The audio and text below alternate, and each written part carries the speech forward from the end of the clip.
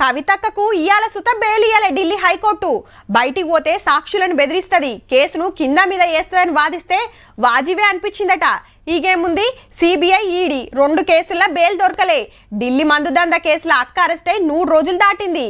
ఎన్ని తీర్ల తిప్పల పడ్డా బయటికైతే వస్తలేదు. కవితక్క కేసు గిట్లుంటే బాపు కేసులో గిట్లయింది. హైకోర్టులో కరెంటు షాక్ కొట్టింది కేసీఆర్ సార్ కు. గదేనుల్లా కరెంట్ ఎంక్వైరీ కమిషన్ క్యాన్సిల్ చేయాలని కోర్టుకు వాయగదా, అగో అట్లిట రద్దు చేస్తాం, విచారణ చేస్తే తప్పేముంది అని సారేసిన పిటిషన్ కొట్టేసింది.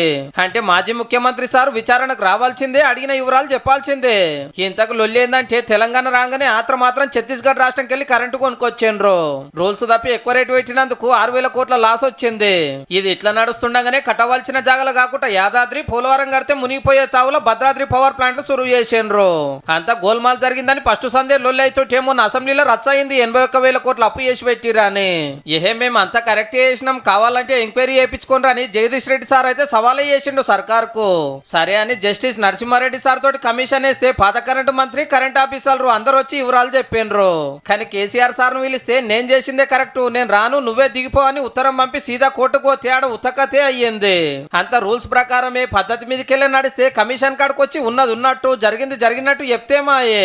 మరి ఇప్పుడన్నా వస్తాడో ఇంకేమైనా తాకలాట పెడతాడో గానీ నిజాలు బయటికి రాకుండా కమిషన్ రద్దు చేయాలనుడే గమ్మత్తున్నది పో.